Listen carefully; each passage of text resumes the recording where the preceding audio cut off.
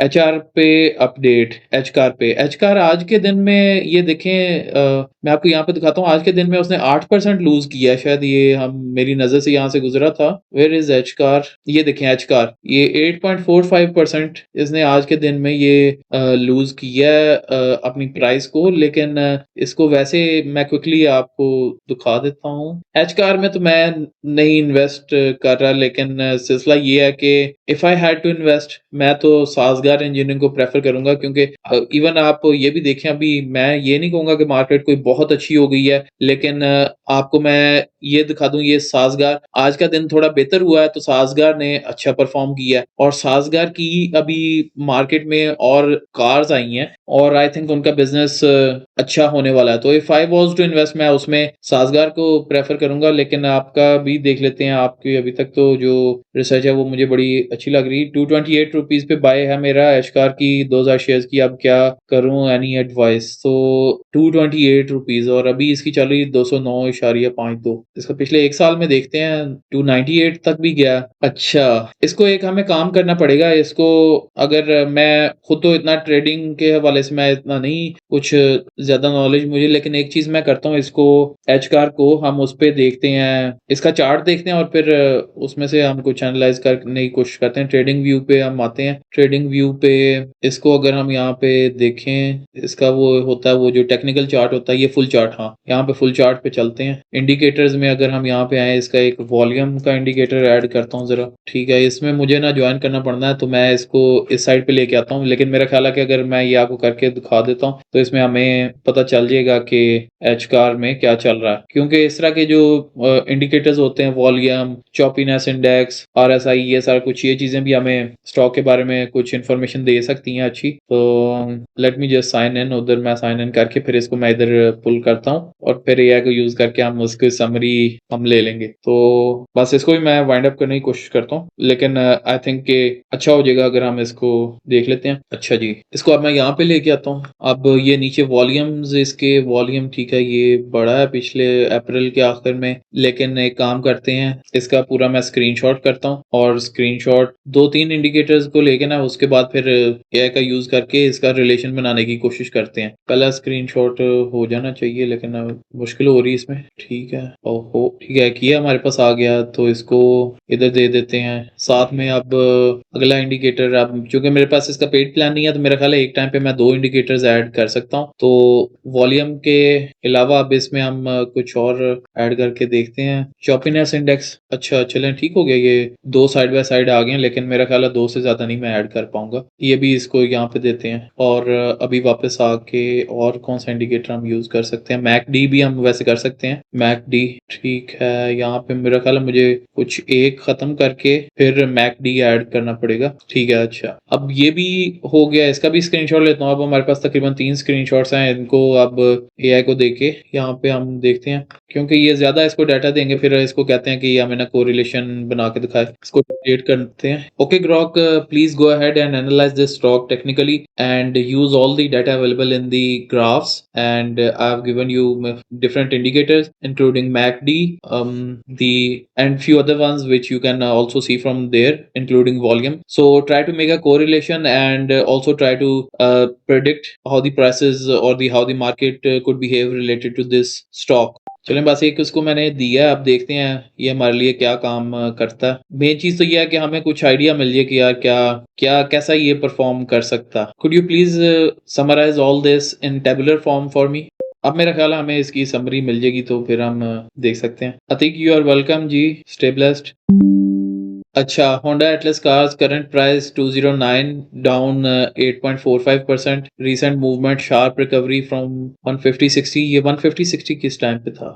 ये देखें, ये 10 मार्च के आसपास ये था 150 पे। तो अगर हम यहाँ पे देखें तो रिकवरी तो इसने की है प्राइस में। अच्छा, फिर आगे चल के देखते हैं। 25-50% रिबाउंड इन अप्रैल टू मई। तो ये रेंज बता रहा है, क्योंकि ऊपर नीचे प्राइसेस की हो रही। Short term trend up trend, long term trend down trend, brand, ठीक है, लॉन्ग टर्म तो ये अभी डाउन ही है। तो ये according to Grok this is a recovery phase. अच्छा, तो इसने अच्छा इसको वर्ड्स में सम अप किया, रिकवरी फेज है। की सपोर्ट उसने बताया 200 से 205 है और 180 टू 93 इसका क्रिटिकल जोन है कि अगर ये 180 टू 93 तक दोबारा जाता है तो फिर इसको दोबारा एवेल्युएट करना चाहिए। और क्या है, मैकडी अब देखते हैं, volume strong on green candles and recovery, तो ये बुलिश बायस है। McD bullish cross and multiple long entry signals, positive momentum, तो शॉर्ट टर्म में तो ये पॉजिटिव मोमेंटम दिखा रहा है। चॉपीनेस 36.33, अब जो चॉपीनेस इंडेक्स है वो बताता है कि मार्केट कितना साइडवेज स्विंग कर रही है। तो जितना ये जीरो के करीब होगा उतना ये स्टेबल होता है, जितना ये ज्यादा होता है तो उसका मतलब उतना वो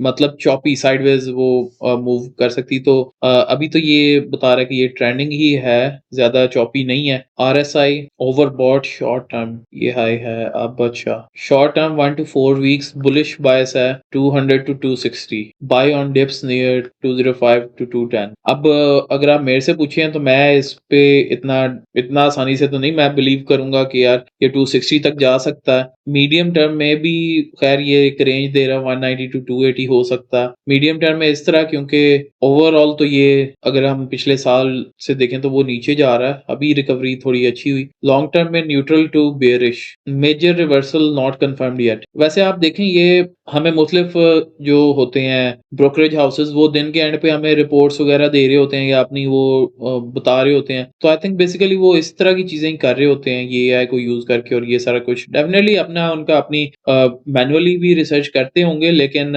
देखें इस तरह की चीज तो आप वैसे खुद भी कर सकते हैं। तो हमने बैठे बैठे काफी सारी चीजें ऐसी हैं जो हमने देखी हैं, एनालाइज की हैं, सीखी हैं, और सबा ने काफी कुछ ऐड किया, वो हमें सीखने को मिला। तो खैर अगर शॉर्ट टर्म में देखा जाए तो व्हाट इट सजेस्ट कि ये बुलिश हो सकता है। और अगर आपने लिया था 228 पे, और फिर मेरा ख्याल है कि 228 से अगर अभी तक देखा जाए मेरा ख्याल है 10% का हुआ है नीचे नेगेटिव, लेकिन आई वुड से कि आप थोड़ा और देख सकती हैं। अगर उससे भी फिर नीचे चला जाए लेट्स से 190 से नीचे, देन आई थिंक के you have to seriously consider it, क्योंकि जब ये अगर लेट्स से 200 इसने ब्रेक कर दिया नीचे को तो वी माइट सी के जो रिवर्सल हो जाए इधर जो ट्रेंड का है। अभी तो इधर हमें ये देखने में थोड़ा बेहतर ही आ रहा है, और ये ग्रीन कैंडल्स पिछले दिनों में काफी उभर के आई हैं कि वॉल्यूम्स बड़े अच्छे लगे हैं। और अगर देखा जाए तो अभी की इसकी जो प्राइस है 209, तो it isn't like a big loss I would say. 209 divided by 228 तो तकरीबन 9% नीचे आया है। और अगर आपने इस तरह के स्विंग ट्रेड्स लेने हैं तो उसमें मेरा ख्याल है कि स्टॉप लॉस होना थोड़ा जरूरी है। अगर डे ट्रेडिंग है उसमें स्टॉप लॉस आप मे बी 2-3% के मार्जिन पे ही आप कर सकते हैं कि आप इस तरह लेट्स से आप सोचेंगे 2% का आप लॉस अगर बियर कर सकते हैं तो you put the take profit at maybe 6% या लेट्स से 10%, तो वो 1 to 5 हो जाएगा या 1 to 3 हो जाएगा रिस्क टू रिवॉर्ड रेशो। लेकिन अगर आप स्विंग ट्रेड करते हैं then you have to be like mindful कि ये ज्यादा ऊपर नीचे हो सकता है। तो अभी ये 9% तक तकरीबन हुआ है, और आई वुड से कि एटलीस्ट चलें, अगर मैं आपकी सिचुएशन में होता मैं इसको 15% तक भी मैं इसको देखता। आपको मैं इधर मेरे ये पोर्टफोलियो है इसमें मैं दिखा देता हूँ मेरे जो स्टॉक्स हैं। ये देखें BF एग्रो, इसमें मैं चले पहले मैं स्विंग ट्रेड कर रहा था लेकिन लॉन्ग टर्म के लिए मैं फिर करना शुरू कर दिया। तो ये अगर आप देखें पोजीशन इटसेल्फ ये 22% नीचे गई है,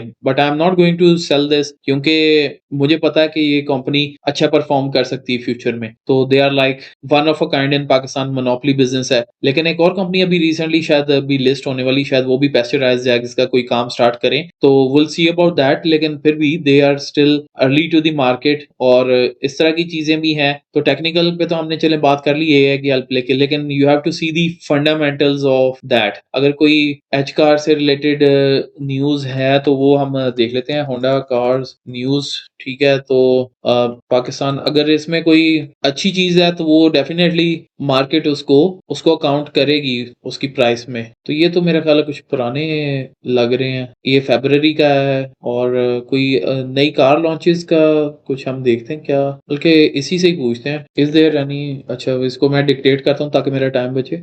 Is there any news related to Honda cars, H car on Pakistan Stock Exchange? News that could be fundamentally important for the business performance. It could be any new cars being launched or anything else which basically affects the stock price. Grok मैं इसलिए use करता हूँ क्योंकि ये x के साथ connected है, और एक्स जो ट्विटर है उस पर बहुत सारी न्यूज लेटेस्ट हमें मिलती है। तो और जो जेमिनाई है उसका यूज करने का फायदा ये है कि जेमिनाई लाइक जो गूगल है उसके साथ बड़ा अच्छा कनेक्टेड है, गूगल सर्च इसमें इंटीग्रेटेड है। तो ये दोनों को हम देख लेते हैं। तो इटसेल्फ मुझे तो नहीं पहले पता था कि अगर कोई इनकी लेटेस्ट डेवलपमेंट अगर कोई है, तो अगर है तो हमें दोनों से यहाँ से पता चल जाएगा, जेमिनाई से भी और इससे भी। तो स्ट्रॉन्ग 9 मंथ फाइनेंशियल ईयर 2026 के रिजल्ट्स और ईयर ऑन ईयर प्रॉफिट इन्होंने इंक्रीज किया 117%, major positive revenue surge by 69% driven by higher vehicle sales. तो ये तो अच्छा फिर लग रहा है। और फेसलिफ्ट भी लॉन्च किया इन्होंने, launch of Pakistan first locally assembled hybrid SUV Honda HRV. तो ये एक इंटरेस्टिंग है, ये भी लॉन्च हुई लेकिन जुलाई 2025 में। ठीक है, अप्रैल में कुछ बोर्ड में चेंजेस हुई हैं। रिस्क इसमें क्या हो सकते हैं? Lahore high court dismissed HCAR's appeal against competition commission of Pakistan inquiry into the auto sector. अच्छा, positive strong financial recovery in 9 month financial year 2026, successful hybrid entry and a product refresh Civic 2026 और are supportive of sustained performance. तो पिछले एक साल में मेरा ख्याल है परफॉर्मेंस भी ठीक रही है। एक इन्होंने नई लॉन्च की है हाइब्रिड एसयूवी, और उसके साथ अब हम इसमें भी देख लेते हैं, ये जो जेमिनाई में मैंने किया था इसमें भी हमें पता चल जाएगा। ये देखें, मैसिव सर्ज इन अर्निंग्स 9 मंथ में फाइनेंशियल ईयर 2026 के 9 मंथ्स में। तो इन्होंने बड़ी अच्छी परफॉर्मेंस की, 117% year on year profit increase हुआ, earning per share almost double हो गई। तो मेरा ख्याल है अगर हम फंडामेंटल्स को देखें तो ये I think it's a very good indicator कि यार कंपनी बड़ा अच्छा परफॉर्म कर रही ग्रोथ और revenue wise. Net sale jump 69%। तो अगर आप ये चीजें देखें ना, ये मैच कर रही हैं जो ग्रॉक ने दिया हमें और जो हमें यहाँ पे मिल रहा है। 69% रेवेन्यू सर्ज हुआ और ये सारा कुछ, और ये net sale jump to 69%। Margin expansion, gross margin, ये भी बड़ा इंपॉर्टेंट होता है किसी भी बिजनेस के लिए। ग्रॉस मार्जिन इनका इंप्रूव हुआ 7.9%, largely due to a more favourable Pakistan